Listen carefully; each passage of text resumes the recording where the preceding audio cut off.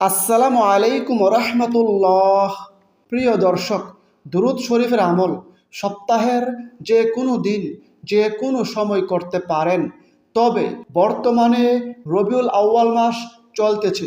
এই রবিউল আউয়াল মাসের বিশেষ গুরুত্বের সঙ্গে রাসূলের প্রতি প্রেম প্রীতি ভালোবাসা নিয়ে দুরুদ শরীফটি অন্তত 100 বার পড়ুন এবং সাইয়্যিদুল ইস্তেগফারের এই দোয়াটি অন্তত একবার পড়ুন। বিনিময়ে আল্লাহ তাআলা আপনার প্রতি সন্তুষ্ট হয়ে যাবেন। আল্লাহ তাআলা আপনার গুনাহ খাতা মাফ করে দিবেন। আমল নামায় অসংখ্য পরিমাণে নেকি যুক্ত হবে। কাল কিয়ামতের দিন নবী করিম সাল্লাল্লাহু আলাইহি সাল্লাম আপনার জন্য সুপারিশ করবেন। জান্নাত ওয়াজিব হয়ে যাবে। ফলে মৃত্যুর পর হাসতে হাসতে জান্নাতে প্রবেশ করবেন ইনশাআল্লাহ।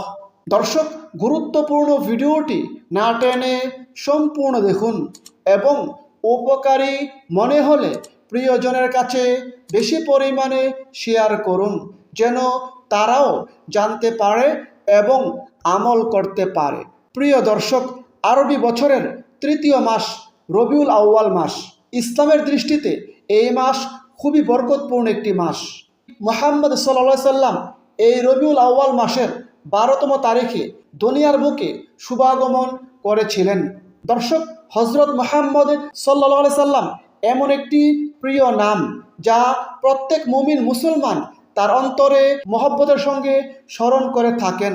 এই রবিউল আউয়াল মাস গুরুত্বপূর্ণ হওয়ার বেশ কিছু কারণ রয়েছে। 1 নম্বর, এই মাসে প্রিয় নবী সাল্লাল্লাহু আলাইহি সাল্লাম জন্মগ্রহণ করেছিলেন, এই দুনিয়ার বুকে শুভ আগমন করেছিলেন। দ্বিতীয়ত, এই মাসে আম্মাজান হযরত খাদিজাতুল কুবরাকে বিবাহ করেছিলেন। তৃতীয়ত কারণ হচ্ছে, এই মাসে প্রিয় নবী সাল্লাল্লাহু আলাইহি সাল্লাম আল্লাহ তাআলার নির্দেশে মক্কা থেকে মদিনায় হিজরত করেছিলেন। 4 নম্বর কারণ হচ্ছে, প্রিয় নবী সাল্লাল্লাহু আলাইহি সাল্লাম দুনিয়ার দায়িত্ব পালন করে আল্লাহ তাআলার ডাকে পরকালে পাড়ি দিয়েছেন।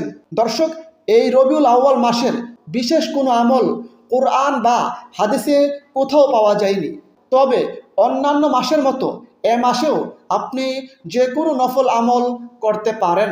প্রিয় দর্শক, দিবাগত রাতে অবশ্যই ঘুমানোর আগে প্রিয় নবীর প্রেম প্রীতি ভালোবাসা নিয়ে অন্তত 100 বার রাসূলের উপর দুরূদ পাঠ করুন এবং ইস্তেগফারের এই দোয়াটি একবার পড়ুন। আল্লাহ তাআলা জীবনের সমস্ত গুনাহ খাতা মাফ করে দিবেন। জান্নাত ওয়াজিব হয়ে যাবে। আমল নামায় অসংখ্য পরিমাণে নেকি যুক্ত হবে। দর্শক, দুরূদ শরীফ খুবই গুরুত্বপূর্ণ ফজিলতপূর্ণ আমল। রাসূলের উপর দুরূদ পড়া রাসূলকে ভালোবাসার অন্যতম বহিঃপ্রকাশ। দুরূদ পড়ার নির্দেশ দিয়ে আল্লাহ তাআলা পবিত্র কোরআনে বলেন, নিশ্চয়ই আল্লাহ এবং তার ফেরেশতাগণ নবীর উপর দুরূদ পাঠপূর্বক সালাম প্রেরণ করিয়া থাকে। হে মুমিনগণ, তোমরাও তাহার উপর দুরূদ পাঠ করো এবং সালাম প্রেরণ করো। সূরা আহজাব আয়াত 56। তাছাড়া হাদিসে রয়েছে, প্রিয় নবী সাল্লাল্লাহু আলাইহি সাল্লাম বলেছেন, তোমরা আমার উপর অধিক পরিমাণে দুরূদ পাঠ করো, কেননা তোমাদের দুরূদ আমার সামনে উপস্থাপন করা হয়। সুবহানাল্লাহ। হাদিসটি আবু দাউদ শরীফে বর্ণিত হয়েছে, হাদিস নম্বর 1047। অপর হাদিসে রয়েছে, প্রিয় নবী বলেছেন, যে ব্যক্তি আমার ওপর একবার দুরূদ পাঠ করবে, বিনিময়ে আল্লাহ তাআলা তার ওপর 10টি রহমত নাজিল করবেন, তার 10টি গুনাহ মাফ করা হবে এবং তার মর্যাদা 10 গুণ বৃদ্ধি পাবে। সুবহানাল্লাহ। অপর হাদিসে নবীজি বলেন, যে ব্যক্তি আমার ওপর একবার দুরূদ পাঠ করবে, তার আমল নামায় 10টি নেকি লেখা হবে। সুবহানাল্লাহ। অপর হাদিসে প্রিয় নবী বলেন, কিয়ামতের দিন সকল মানুষের মধ্যে আমার অধিক নিকটতম হবে ওই ব্যক্তি, যে ব্যক্তি আমার প্রতি সবচেয়ে বেশি দুরূদ পাঠ করেছে। সুবহানাল্লাহ। অপর হাদিসে প্রিয় নবী বলেন, যে ব্যক্তি সকালে আমার উপর 10 বার দুরূদ পাঠ করবে এবং সন্ধ্যাবেলায় 10 বার দুরূদ পাঠ করবে, কিয়ামতের দিন তার ভাগ্যে আমার শাফাআত নসিব হবে। সুবহানাল্লাহ। দর্শক, সেক্ষেত্রে আপনি যে কোনো দুরূদ শরীফ পড়তে পারেন। হাদিসে অনেক দুরূদ রয়েছে, সেই সকল দুরূদ শরীফ থেকে যে কোনো দুরূদের মাধ্যমে আপনি আমল করতে পারেন। তবে আজকের এই ভিডিওতে আমি আপনাদেরকে ছোট্ট একটি গুরুত্বপূর্ণ দুরূদ শরীফ বাংলা উচ্চারণ সহ শিখিয়ে দিচ্ছি। আপনারা চাইলে এই দুরূদ শরীফটির আমল করতে পারেন। দুরূদ শরীফটি হচ্ছে আল্লাহুম্মা সল্লি আলা মুহাম্মাদিন আবদিকা ওয়া রাসূলিক ওয়া আলাল মুমিনিনা ওয়াল মুমিনাত ওয়াল মুসলিমিনা ওয়াল মুসলিমাত। দর্শক, ঘুমানোর আগে অবশ্যই রাসূলের প্রেম প্রীতি ভালোবাসা নিয়ে এই দুরূদ শরীফটি অন্তত 100 বার পড়ুন। মহান আল্লাহ তাআলা আমাদের সকলকে আমল করার তৌফিক দান করুন। সকলে কমেন্টে লিখুন আমিন। দর্শক, দুরূদ শরীফের আমল 100 বার করার পাশাপাশি একটি ইস্তেগফার দোয়া অন্তত একবার পড়ুন, যেটিকে সাইয়্যিদুল ইস্তেগফার বলা হয়।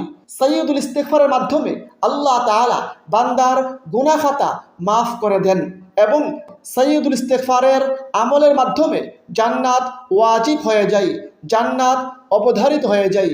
সুবহানাল্লাহ। প্রিয় দর্শক, চলুন আমরা একবার সাইয়্যিদুল ইস্তেগফার পাঠ করি।